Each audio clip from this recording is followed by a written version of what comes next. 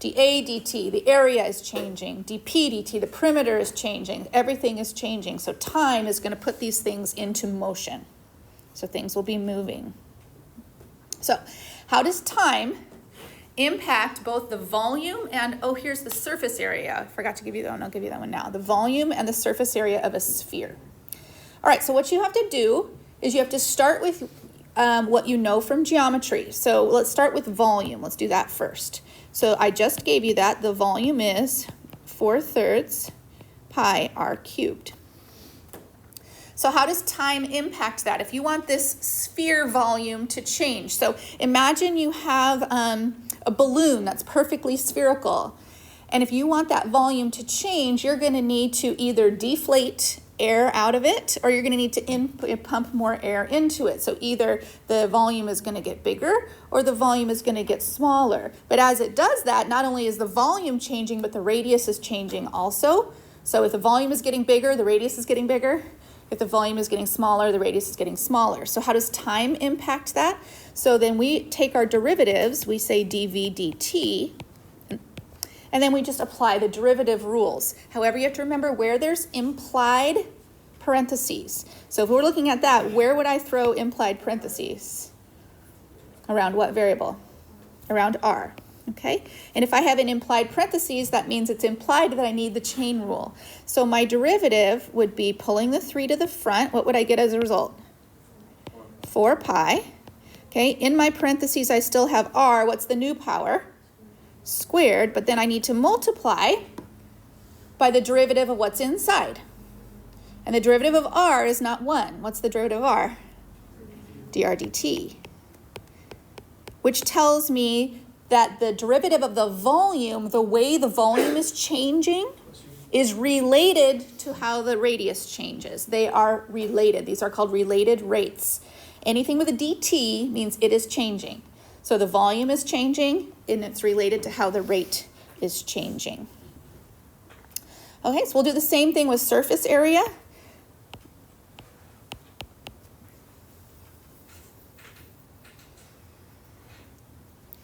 All right, does anybody know the surface area of a sphere? So if you were at home and you didn't know the surface area of a sphere and I wasn't here to tell you, what would you do? Go for it. Google it, ask Siri, pretend I'm not here. What is the surface area of a sphere? And by the way, the word area implies that what's the power going to be? Anything that's area.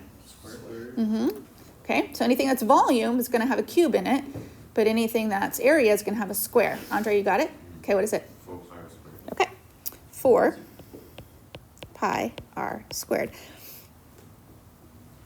Does that phrase or that expression 4 pi r squared look familiar to you? You see it anywhere else? Oh. It was the derivative of the volume. If you want to go down a dimension, if you want to go from volume to surface area, you just take the derivative. Okay? All right.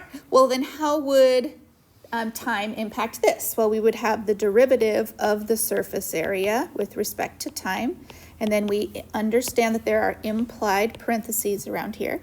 So we apply our power rule. So that's going to give me 8 pi. The new power on r is simply 1, but then I have to remember the dr dt. Remembering this part is the part that I'm just circling, the dr dt. That's the part that most people, if they get it wrong, it's what they forget. Your equation needs to have at least 2 rates in it, if not multiple rates. If we have, remember I talked before about that we would have multiple variables. We're going to have multiple variables and multiple rates. Okay, how does time impact a block of ice, a rectangular block of ice, as it melts? What are the units on the rates of change, including volume and surface area? Okay, so a rectangular block of ice, not a cubed block of ice, a rectangular block of ice. Okay, so if you have a rectangular block of ice, you have this thing that is a rectangle on all its sides. Oops, too far. Okay, a rectangular block of ice. We do not know. This is not a cube, so all of the values of the variables are different. We have a distinct width, we have a distinct length, we have a distinct height.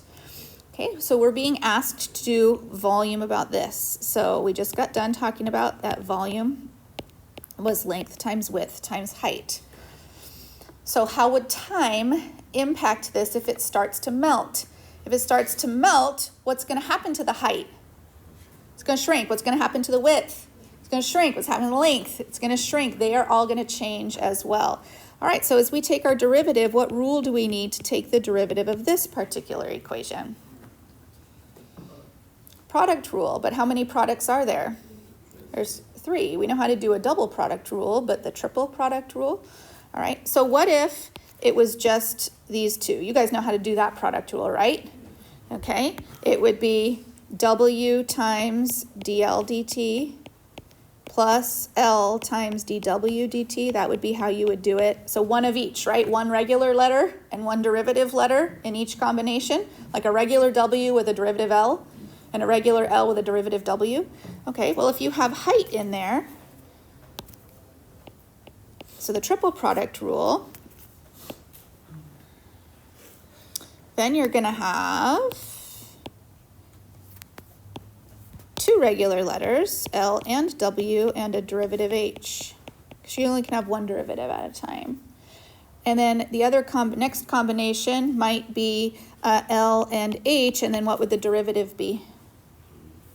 Derivative W. And then the last one would be the final combination I haven't covered yet, which are what? 2 regular variables, W and H, and then dL dt. Okay, so this is how the changing volume is related to all the other variables that are changing. What would the units on that be? Okay, well, to describe units, you need a unit for the numerator and a unit for the denominator. These are rates, so the word per should be in your expression. All right, what unit do we measure volume in? Cubic somethings, okay? And then we measure time in maybe seconds, maybe it's minutes, maybe it's hours, maybe whatever. So our units will be cubic units per time unit. So is it centimeters cubed per second? Is it inches cubed per hour? Is it, but it's gonna, that's how we measure volume. Look at the numerator, look at the denominator. Everything should have a unit. It's, if you're ever struggling with units, numerator over denominator. Okay, the surface area. Some of you struggled on surface area for this gift box that I had on the quiz, okay? Well, how many sides are there? The surface area, if we did the cylinder, we had to cover the bottom, we had to cover the top, and we had to cover the circular side. But for a rectangular prism like this, we have a bottom, we have a top, and then how many sides do we have? We have 4 different combinations of sides. So let's start with the bottom. Okay, what is the equation for the bottom? This is area, surface area. Okay, our bottom is a width and a length. So our bottom is a width and a length. What about the top? Also width and length. So there are 2 of those. Okay, how about the front facing side? The one that's right here, this front facing side right here. Okay, what are its dimensions? Width by height, and where else is that the same? The back side, okay, and so we have 2 of those, so 2 widths and heights. And then we're gonna have to deal with the sides over here, okay? And the sides on that side is a length and a height, and there's 2 of those. And that is the equation for the surface area. So geometry first, or algebra, depending on the question. Calculus second. Okay, the calculus now would be finding the derivative of this. So ds dt, we're going to need some room for this here. So ds dt. We have 3 separate parts we have to find the derivatives of. 3 separate product rules. So we need a product rule for the first one. So this will be 2 times. It'll be an L with a dw dt, and then the combination of w plus a dl dt. Okay, that's the first product rule. That goes with the first part. Then we're going to have a second product rule. That would be an h and a dw dt plus a w and a dh dt. That's the middle product rule. And then your last product rule would be a 2 with an h dl dt and an l dh dt. Just like we, on those optimization problems we did, the beginning is always the hardest. Coming up with the equation and the derivative are the 2 hardest steps you can do. After that, you can get points for everything. Even if what you started with is wrong, you can always get points for what you're plugging into that. But the starting 2 parts are the most difficult. All right, the units for this. Again, we want a unit for the numerator compared to a unit for the denominator. So if we're measuring surface area, what kind of unit will we be using? Square units. Okay, so this would be measured in square units per whatever time unit you're in. Every time you forget units on a word problem, you are deducted a half a point every time you forget. Okay, the units in the context of a word problem are important. All right, any questions so far? A lot of geometry, a little bit of calculus. Okay, let's try this. Okay, so let's consider a soap bubble that is a sphere. And if you're blowing air into it, how is it connected to how the radius is changing? And remember your units. Okay, so your brain needs to go geometry first. What geometry are we going for in this question? Use your units as a clue. Like, what geometry are we talking about here? Volume of a sphere. Okay, you use that because we know the shape is spherical and we know the units are cubed. So your geometry has to start out with the formula for the volume of a sphere. Then we transform this into a derivative, and we take, because we've done this twice now, so dv dt, and then we pull the 3 to the front, and we work through, so this will become 4 pi parentheses r squared, and then the key is going to be to remember the dr dt at the end. You should always have some dt on both sides, at least one on both sides, if not more. The last thing you would do is plug in your numbers. One mistake I see people do is they jump to plugging their numbers in too soon. And if you plug the number 10 in before you take the derivative, so suppose I had plugged the number 10 in right here for volume. So I'm just going to put a 10 here. What would happen when you would take the derivative of that? 0. You get 0.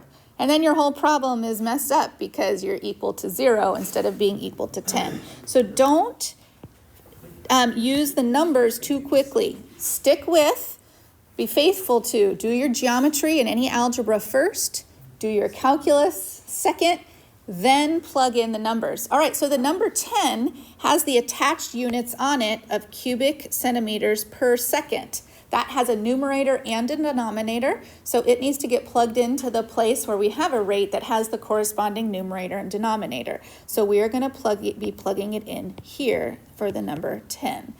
Then I have 4 pi. Now, do I know how big the radius is? No, so I still leave that as r squared. And then dr dt. And then I just need to answer the question. The actual question, if we diagram the English sentence here, is how fast will the radius change? That word change means there has to be a dt on it. So I'm not solving for r, I'm solving for dr dt. This is what I want to get by itself. Not the r, because r by itself doesn't change. The changing part is the dr dt part. So that's what I'll get alone. So I'll just quickly get that alone by 10 dividing by 4 pi r squared. That gets me dr dt alone. And when I reduce, my answer would be 5 over 2 pi r squared, and I'd need units for this. So I need a unit for the numerator. And what is the numerator piece of this equation? Okay, look at what it is. What is it measuring? It's just Measuring radius. What is radius measured in? Straight out centimeters. It's not, the volume was cubic, but the radius is not. The radius is centimeters per, and then I look for the unit of time, which was clued in at the beginning of the problem. And so this would be centimeters per second, which is a positive number, which makes sense because if I'm making my volume get bigger, the radius is going to be stretching and getting bigger at the same time. Now, if there was a leak in this soap bubble, what would be happening to the volume? It would be collapsing. Okay, all right, a cylindrical tank. All right, so we just go, all right, geometry first. So cylindrical tank. Okay, we know that cylindrical tanks look like this. Okay, and I need to have geometry from that. So this is my shape, a cylinder. And then my geometry, I use my units as a clue. So my units are liters, which is the same thing as 30 milliliters. So if I'm measuring that, what geometry about this shape am I talking about? Talking about what? Milliliters or liters, what does that measure? Volume. Measures volume. So I'm going for volume, all right? So we knew that the volume of this is the bottom times the side. So this is pi r squared h. Okay, don't get distracted by the numbers. Just stick with your geometry. Then we want to go to our calculus, which is our derivative. Now I have two variables here. Pi is a constant. So pi will get multiplied, and then I have a product rule going on here between the r squared and the h. This is a multiplication, and so I need to apply the product rule. So my product rule starts with the variable h, and then multiplies times the derivative of r squared. All right, now to take the derivative of r squared, it's 2r. But it's also times the chain rule of dr dt. You have to train yourself and discipline yourself to remember the dr dt every time you take the derivative of a variable when we're in motion, when things are moving. Okay, plus r squared by itself, and then the derivative of h, which is dh dt. Okay, that is the key part to getting these problems started. Then we start dropping in our numbers. So consider a cylindrical tank that has sprung a leak. It is leaking at 0.03 liters, which is the equivalent of 30 milliliters. Okay, those units tell me that I'm measuring volume. I'm also telling me that it's leaking. So what number will I be plugging in for this dv dt? Say it again. You can be confident about it, Noah. I can hear you. Okay. I gave you the 30 milliliters for a reason. It's going to be negative 30. Okay. It's leaking, right? It's leaking. Okay. So that is why we make this negative. And the reason we're using 30 is because 30 has, in milliliters, has a better corresponding, remember we talked about that in your science classes, that a milliliter is equal to what other metric measurement?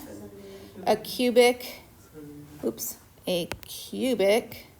centimeter. And so you always want to go away from liters and use milliliters because it allows you to measure in in metric instead. All right, so negative 30 equals, okay, pi times. Okay, now what's interesting here is I need to see if I don't have any other numbers to plug in. except something that you have to read between the lines here. All right, so the volume is changing.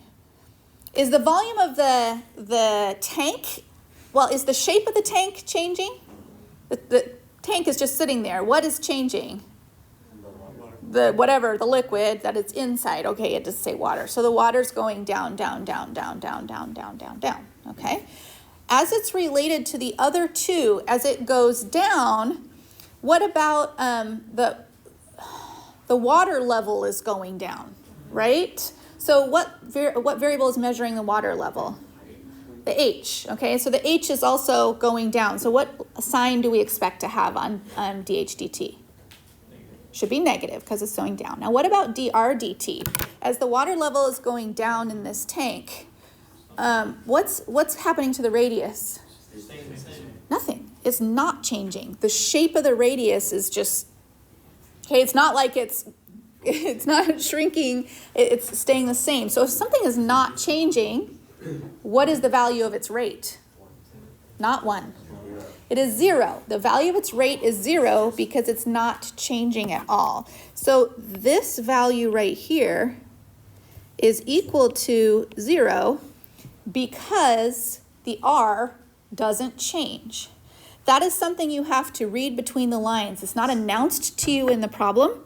It's something that you have to pull out and infer. So then we're down to simply r squared times dH dt. So that simplifies our problem for us quite a bit. There's usually something in there that will help you simplify the problem. Then we want to isolate dH dt because H is measuring the water level and the changing of the water level is dH dt, so we want to get that alone.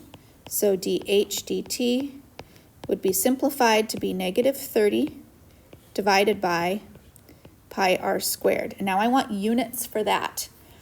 So you look at the unit and you always look at the numerator, and the numerator is measuring H, so what would the unit be? Centimeters. And then the denominator is measuring time, which is seconds.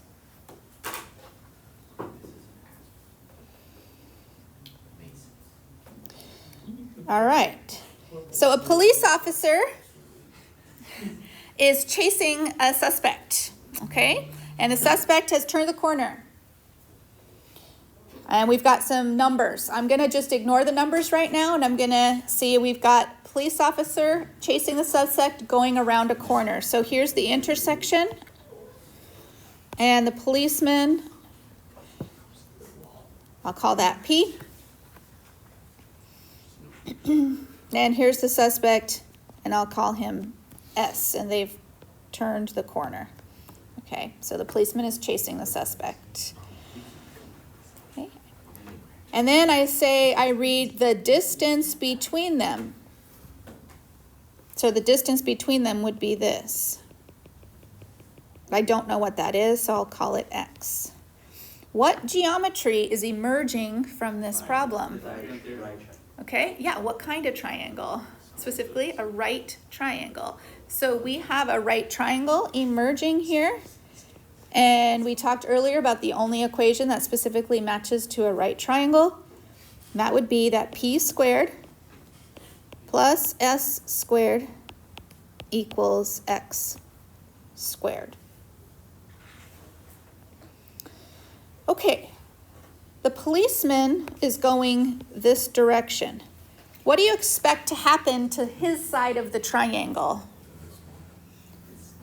Okay, his side of the triangle is going to get smaller as he goes that way. As his little tracker car, goes like this, his side of the triangle is getting smaller and smaller. So we expect negative dP dt. That's what we expect because his side of the triangle is getting smaller. But what direction is the suspect going? The suspect's going that way. And what do you expect to be happening to his side of the triangle, or her? Okay, we expect that to be positive. dP. And we expect positive ds dt. Okay, so we have our geometry. now we'll do our calculus. Okay, Ian, can you do the derivative of p squared for me? 2p times dp. Awesome. So what you have to remember is that there are implied parentheses around every single one of these equations, which means the derivative of p squared is more than just 2p. It's 2p times dp dt. And remember, we expect dp dt to be negative. And then s squared would have the derivative 2s times ds dt. And then x squared would be 2x times dx dt. Geometry first, calculus second. Now we can plug in our values. The police officer is going 80 miles per hour. Okay, where do I put that number?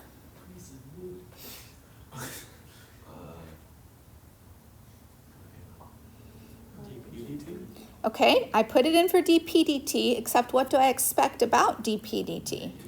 I expect it to be negative, so I have to put in a negative 80. Now, it's not negative because he's going, I mean, the way I drew it, the police officer is going north. That doesn't mean negative. Why is it negative? Because the side is getting smaller. That's why it's negative, okay? ds dt, we don't know about the suspect, so that's still 2s ds dt. And then we have the distance between them is increasing at 20 miles per hour, so then we can put in 20. So we can clean this up. We have a negative 160p plus 2s ds dt, and then 40x. And the question is asking me, how fast is the suspect going? That is asking for the suspect's rate of speed. And so I need to get ds dt alone. So to do that, I'm going to add 160 to the other side. So I'll have 40x plus 160p. And what else will I do to get ds dt alone? Divide by 2s. Okay, that is my equation for the suspect. Now I need units for my suspect, and my units for my, yeah. Does it not reduce? I could reduce, I could take a 2 out and reduce everything, sure. If I reduced it, I'd have 20, 80, and s, so it would look like this, 20 and 80 and s, that would be fine. And the units on this are going to be miles per hour, the same as the other the police officer and the distance. All right, any questions so far? Okay. Okay, now let's talk about what happens when you freeze time for a moment. If you just press pause and you capture one particular moment. Okay, the instant you do that, all motion stops. When you see words like at a particular moment or when the value of time is blank, you know that the motion was in motion and now you are freeze framing it and capturing a particular moment in time. Okay? However, I just want to caution you again, do this at the end.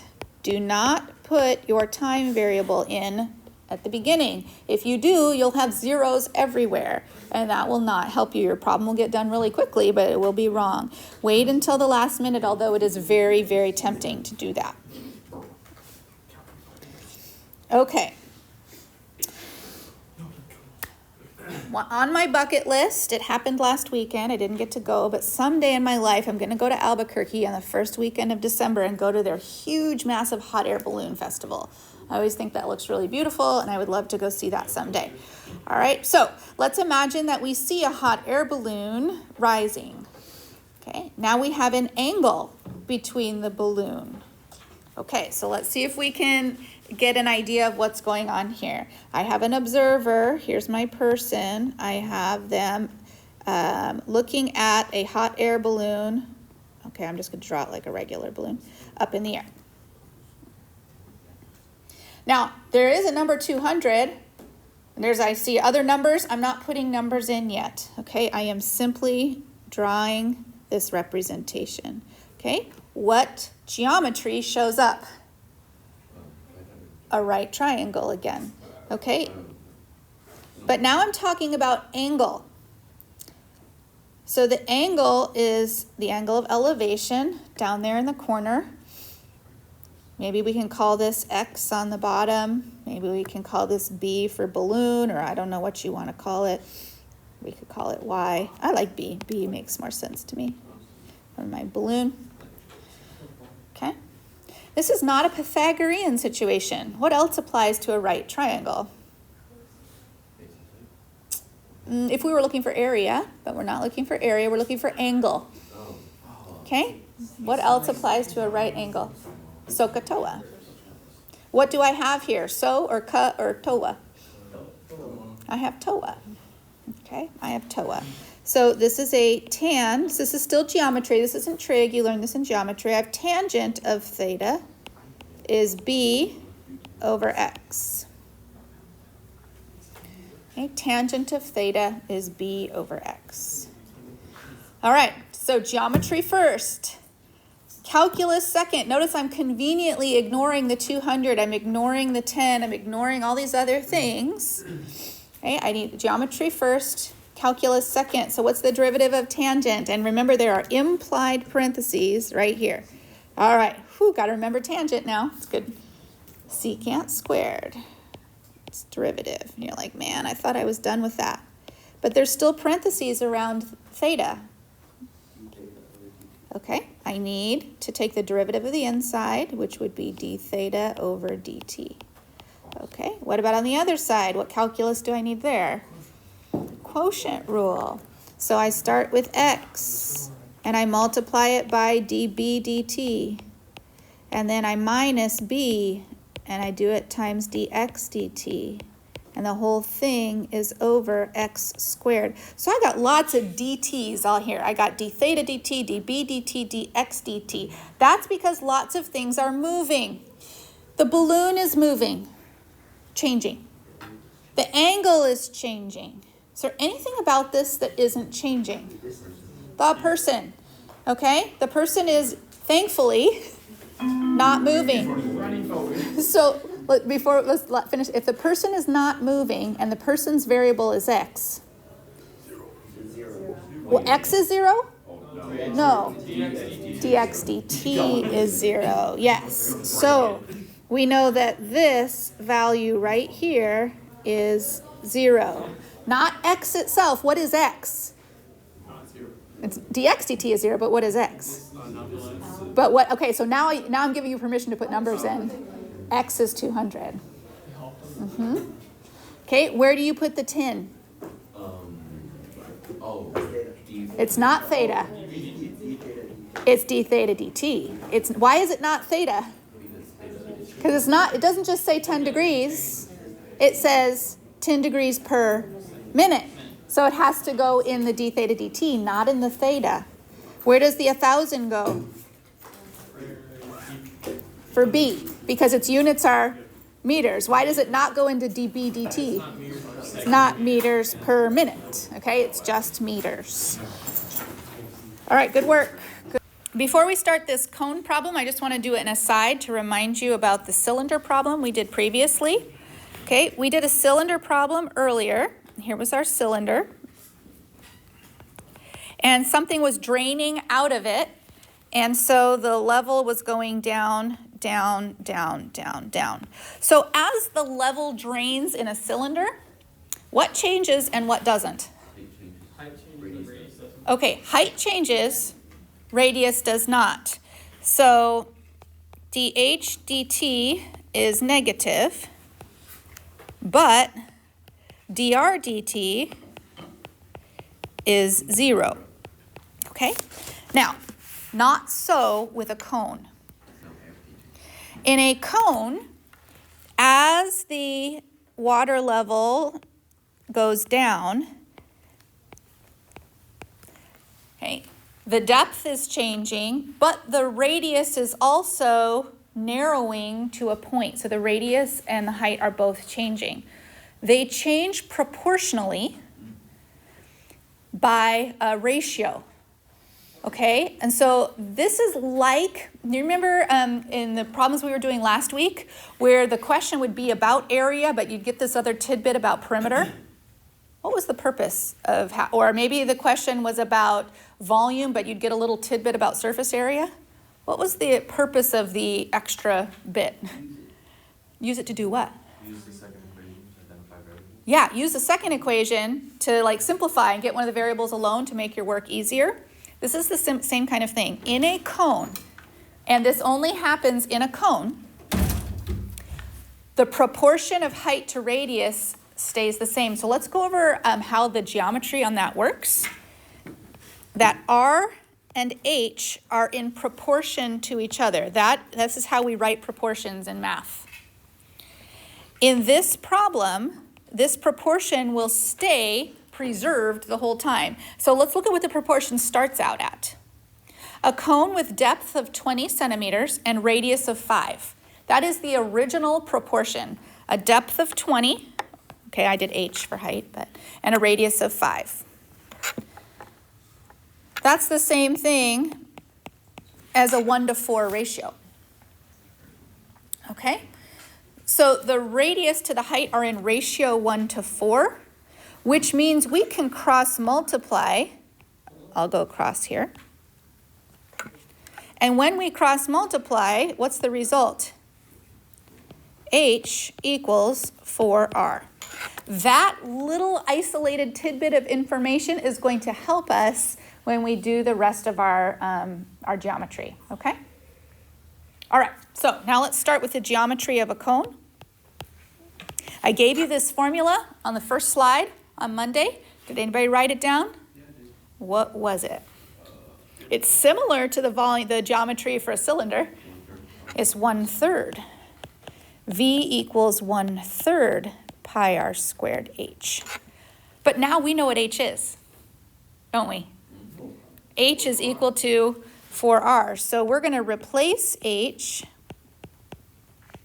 with 4r, which is going to simplify me to 4/3 pi r cubed is actually the equation I want. In a cone, because of the relationship with proportionality, you want to do that first before you do your derivative.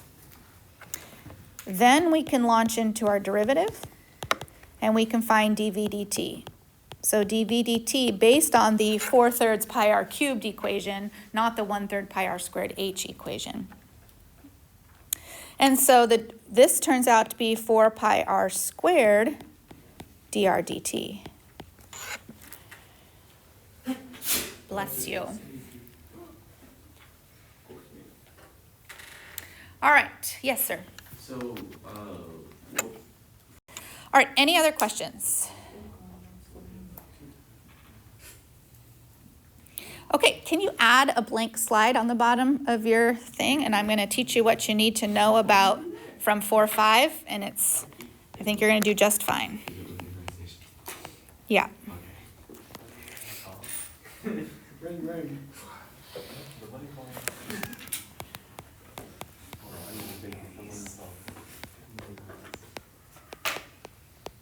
All right, crash course. Remember when we were working with these things? Okay, back in chapter 3, even in chapter 2 a little bit, tangent lines.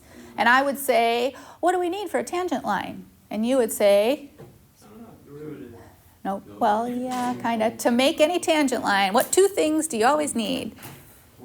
A point and a slope. All right, so tangent lines need point and slope. Where are we going to get the point? From the equation, right? From the f of x. Where are we going to get the slope? From the f prime of x. Okay, you get the point from the f of x. You get the slope from the f prime of x.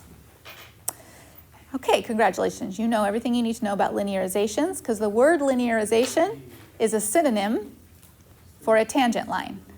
They mean the same thing.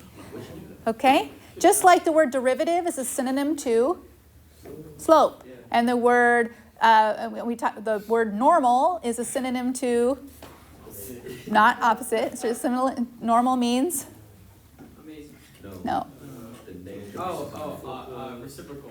Yes, but it means perpendicular. Okay, that's what normal means. So a lot of this stuff is not, it's not new math, it's just learning a new word for the math. Okay, so a linearization is the same linearization as a tangent line. Okay, now I want you to draw a piece of a function that's concave up and a piece of a function that's concave down.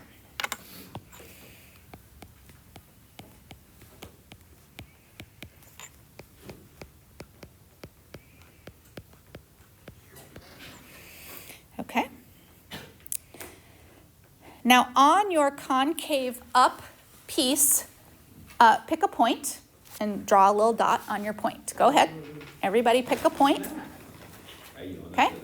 At that point, please draw the tangent line that skims off of that. So wherever you picked your point. Okay, so I'm going to pick my point right here. And I'm going to draw my tangent line according to the slope. But you guys can do all of them different.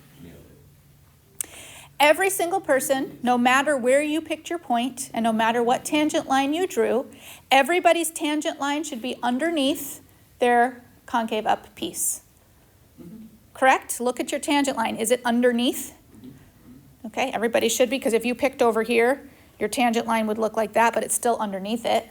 Okay, if you picked the one that was right here at the minimum and your tangent line was horizontal, it's still underneath it. Okay. When the function is concave up, every linearization, aka tangent line, will be an underestimate. That is a very common question. The question could be, part A, find the tangent line to blah, blah, blah. Part B, is your tangent line an overestimate or an underestimate? Okay? So whether it is an overestimate or an underestimate is entirely dependent on what feature of the original function. The concavity, yes, the concavity. So if you're on the concave down section and you pick your tangent, your linearization, and you skim across, no matter where you are, it will always be above. It will be always an overestimate. So we have underestimates and we have overestimates. All right, so our summary, our takeaway is the type of estimation for a linearization